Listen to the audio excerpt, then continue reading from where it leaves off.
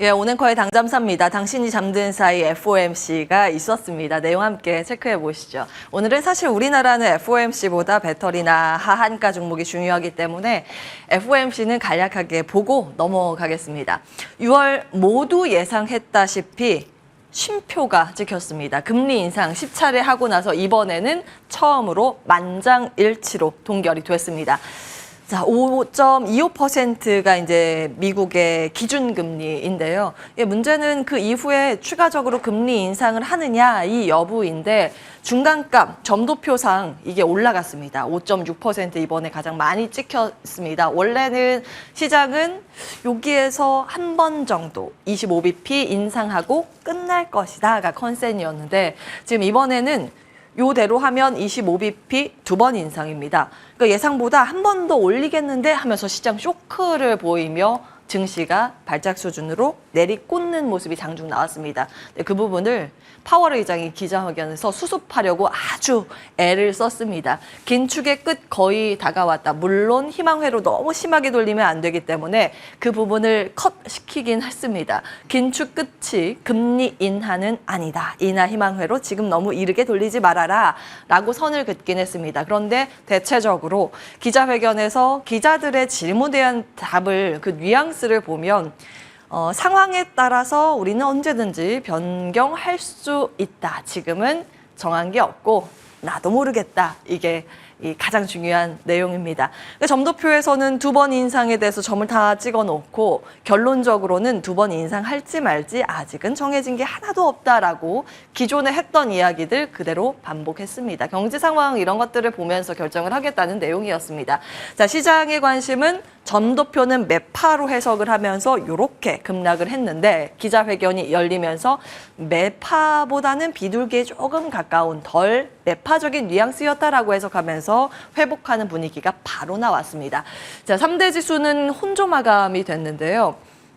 특이한 부분이 이렇게 돌아서 올라갈 때 가장 먼저 치고 올라가는 게 경기 방어주나 경기 민감 섹터가 아닌 기술주 그리고 반도체주였다는 겁니다. 섹터 ETF상 가장 먼저 가장 빠르게 올랐던 게 IT 섹터, 테마 ETF에서 가장 크게 올랐던 게 바로 반도체였습니다. 이게 굉장히 이상하죠. 이 FOMC가 시장의 그 흐름을 바꾸진 않았습니다. 결국 쏠림 현상이 지속됐다라는 걸 확인해 보실 수 있습니다. 양봉, 그러니까 시초가 대비했을 때 이 시간이 갈수록 점차적으로 장중 상승폭을 확대한 종목들 다 반도체였습니다. 인텔, 엔비디아 등등 그 기존의 묵직한 대형 반도체들의 상승세가 두드러졌고요. 필라델피아 반도체 지수는 연중 신고가를 경신하고 있습니다. 조금만 더 상승을 하면 역사상 신고가도 넘볼 만큼의 주가 수준이 나오고 있습니다. 이날은 반도체 장비보다는 큰 종목들 위주의 강세, 역시나 가던 종목 떠가는 포모 증후군 연출이 되는 흐름들 체크해 보셔야겠습니다. 음봉을 그렸던 건 그동안 연속해서 쉬지 않고 달렸던 테슬라 쪽에 차익 매물 출회가 나타났다라는 점입니다. 모델 Y 가격 인상 소식이 있었음에도 불구하고 13거래일 연속 쉬지 않고 달려온 만큼 차익 매물 출회가 이날은 나타났는데요. 그동안 올랐던 거 생각하면 이게 하락했다고 표현을 할 정도는 아니었습니다. 0.7% 소폭의 조정으로 마무리가 됐습니다. 그런데 특징적인 부분은 이날 명확하게 전기차, 특히 완성차를 만드는 기업들의 탄력도보다 이렇게 반도체 쪽에 회복이 훨씬 더 컸다라는 점 기억을 해보셔야겠습니다. 물론 개별 이슈를 가지고 있는 전기차 몇몇 기업은 급등했습니다. 리오토 같은 경우에는 지난 1분기 시장 깜짝 놀라게 할 만큼의 순이익 증가가 있었는데요. 그 이후로 증권가에서 IB 쪽에서 긍정평가가 이어지면서 주가도 수직 상승을 하고 있는 상황이고 도요타는 지난번에 말씀드린 것처럼 전고체 배터리 탑재 차량을 발표한 이후에 주가 상승세가 지속되고 있습니다. 우리나라에서도 전고체 테마주의 급등세가 연출이 되고 있는데요. 과연 단기간 많이 올랐었던 그런 테마주에 이렇게 차익 매물 출회가 오늘 나오는지 아니면 포모 증후군 연속 상승세 가는 종목이 더 가는 현상이 오늘 나타날지 여부는 장중에 체크해 보셔야겠습니다. 이 밖에 델타항공, 최장 랠리 상승세가 간밤에도 나타났습니다.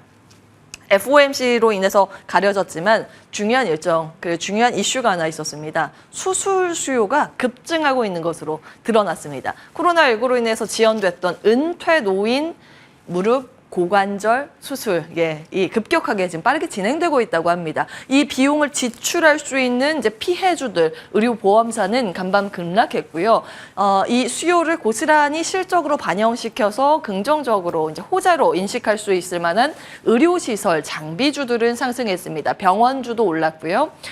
인튜이티브 서지컬이라는 종목 신고가를 갔을 때, 그리고 이 회사 자체 내에서 실적 성장률 전망치를 높여 잡았을 때, 즉 4월 20일 당잠사에서 이미 이런 흐름들 말씀을 드렸습니다.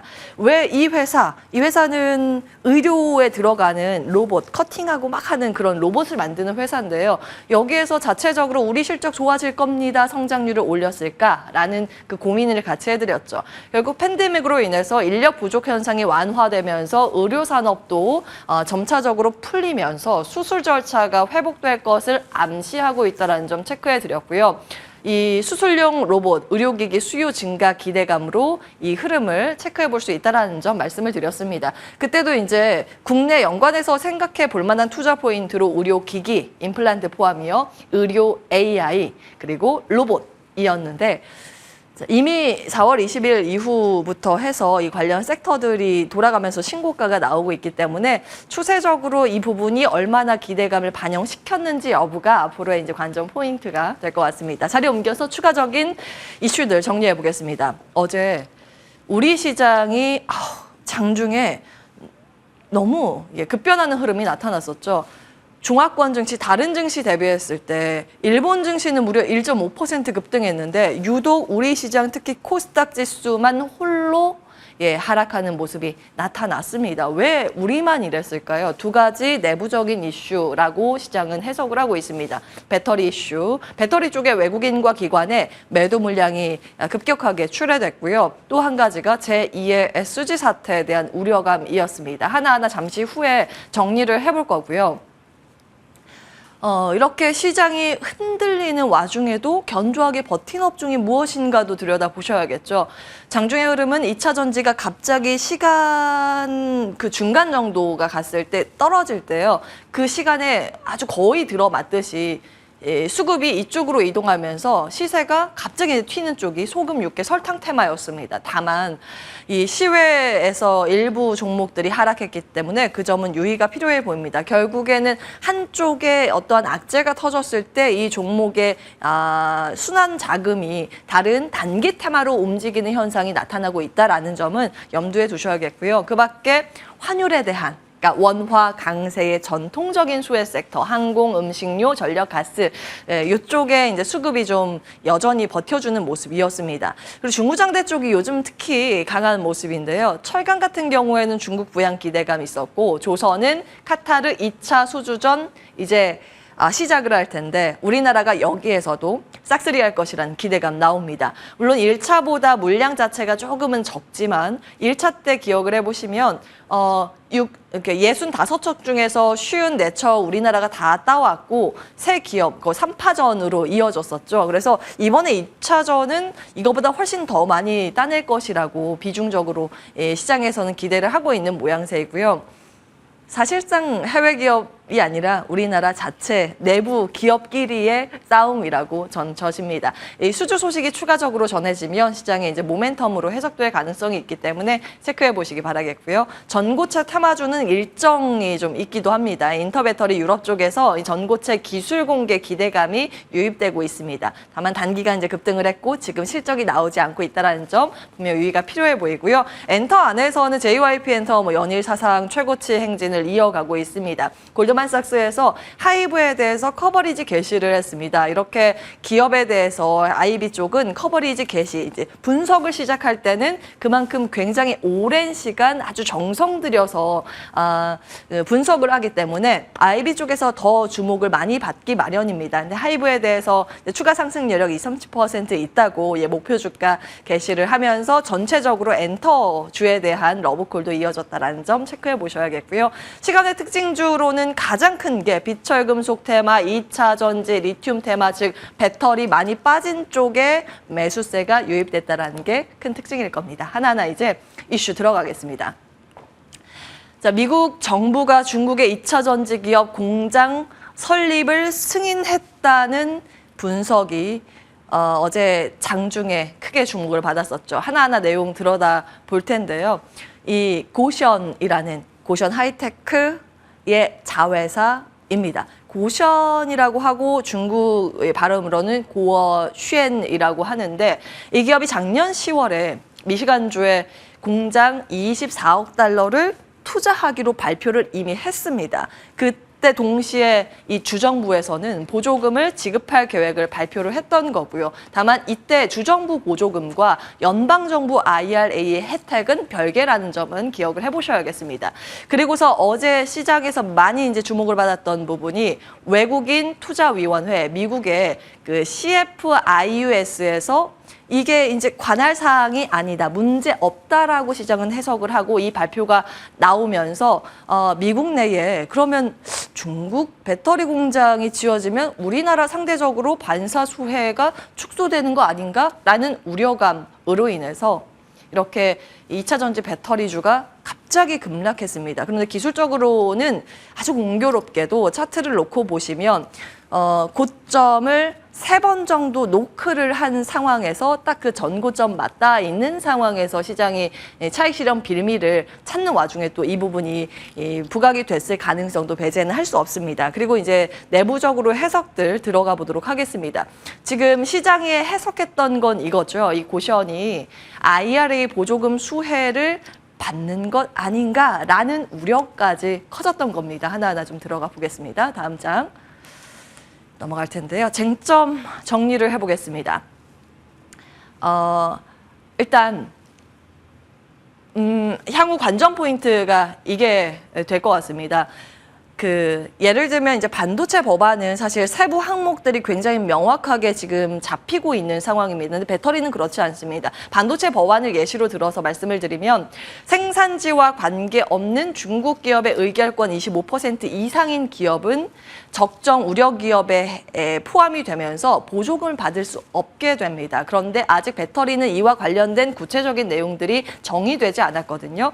이 부분은 6월에서 한 7월, 8월 이 경에 구체적인 수치가 정부에서 발표가 될 것으로 관측이 됩니다. 이것이 발표되어야 IRA 수혜를 받을 수 있느냐의 여부가 확정적으로 드러나게 된 겁니다. 그리고 고션이라는 기업 개요도 좀 살펴보셔야 되는데요. 이 기업이 진짜 중국 기업인가 아니면 국제 기업으로 봐야 할까? 이 부분도 쟁점입니다.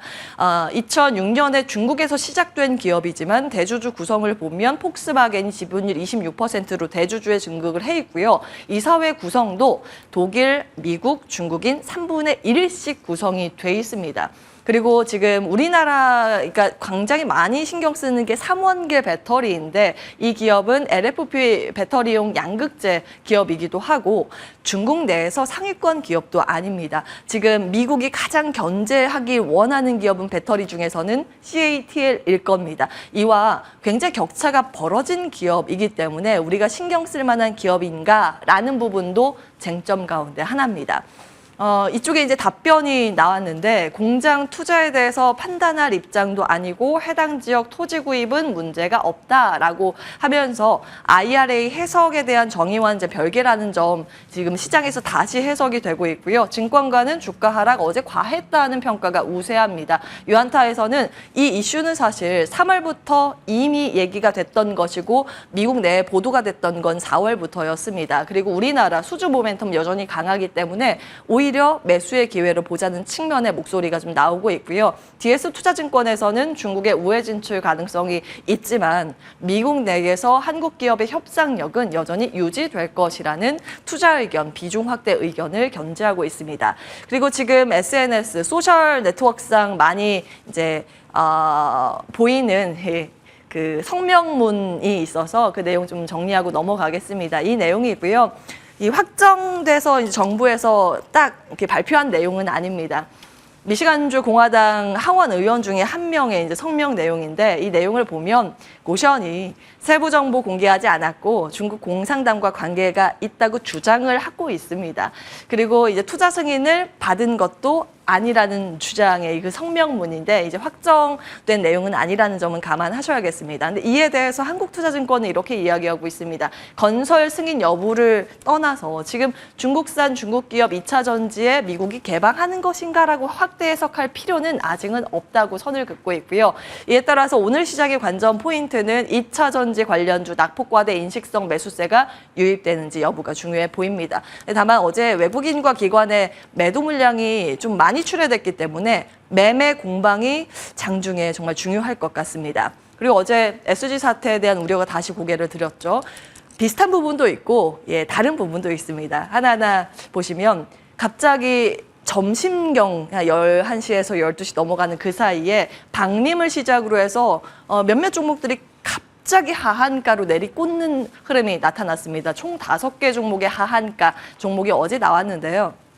과거에 SG 사태, SG라는 창구를 통해서 반대 매매가 대량 출회됐다는 걸 기억해 보실 수 있을 겁니다. 그 당시에는 CFD 계좌가 발생이 됐던 거고 레버리지를 굉장히 크게 일으켰기 때문에 물량 출회가 거세게 나오기도 했습니다. 결국에 이제 투자 컨설팅 업체 대표인 라덕연 씨의 주도의 주가 조작으로 드러났는데요. 이번에 공통점이라고 하면 그 매도 창구를 봤더니 대부분 종목이 특정 창구 2개, 신한과 KB를 통해서 물량이 쏟아졌다라는 게 이 CFD 계좌는 아니지만 비슷한 흐름이었습니다. 그리고 거래량이 적고 이들 종목의 공통점 2, 3년간 아주 큰 호재거리에 기반하지 않은 상승세가 추세적으로 나타났다는 겁니다. 근데 이번 급락의 원인은 이 계좌 창구를 통해서 볼 수 있는데 CFD와는 이제 무관하다는 게 시장의 중론입니다. 다만 B2에 대해서는 가능성이 있죠. 그래서 이 부분이 이제 시장에서 다른 쪽으로 매도를 부르는, 그러니까 심리적으로 영향을 미치는지는 계속 들여다보셔야겠습니다. 보통 이런 사태가 한번 나오면 투자자들은 여기와 연루되어 있는 다른 종목이 어떤 거가 있지라고 하면서 이제 중소형주 수급상 압박 요인이 될 수 있거든요. 그 점은 참고해 보셔야겠는데 일단 거래소에서 오늘부터 이 5종목은 거래 중지에 들어가기로 결정을 한 만큼 시장의 영향력은 제한적이라는 평가가 나오고 있습니다. 전반적으로 오늘은 어제의 그 충격의 쇼크의 흐름을 어느 정도 시장이 수습해 나가는지 여부가 굉장히 중요할 것 같고요. 키움증권 한지영연구원의 오늘 데일리 증시 코멘트 정리하고 마무리하겠습니다.